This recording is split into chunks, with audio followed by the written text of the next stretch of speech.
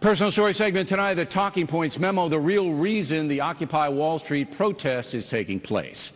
Early this morning, about 100 people were arrested here in Boston, members of the so-called Occupy Wall Street group. These anti-capitalist people getting a lot of attention, usually with a question: what do they want?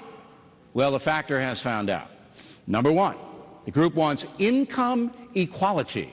That is, the feds taking money from the affluent and from corporations and giving that money to the poor and working class in the form of tax breaks and entitlements.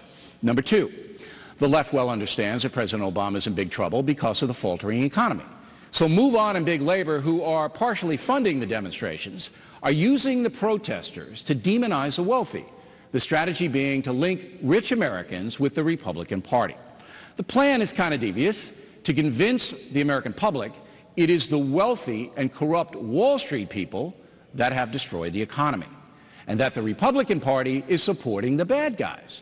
In that way, President Obama is not responsible. It's the GOP. Now for the no-spin truth. There are some bad people in finance. Here's an example. The former head of Merrill Lynch, Stanley O'Neill, bankrupted the company by trading in mortgage derivatives. O'Neill was fired, but walked away with a $160 million payment. Disgraceful.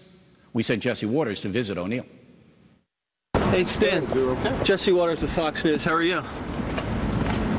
And millions of people lost millions of dollars at Merrill Lynch. You pulled a lot of money out of there and didn't do a very good job. How do you feel about that?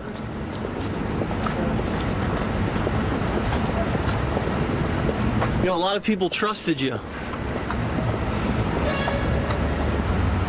You don't have anything to say? O'Neill had nothing to say. He is the poster guy for what's wrong with Wall Street. But the present economic mess is not O'Neill's fault. The problem we have now is because Barack Obama's bet that almost $1 trillion in federal stimulus could turn the economy around failed. The president took a shot, it fell flat. All the protests in the world will not change that fact. So what you see on the streets of New York, Boston, and other cities is not what you get. There are heavy politics involved, and that is a memo.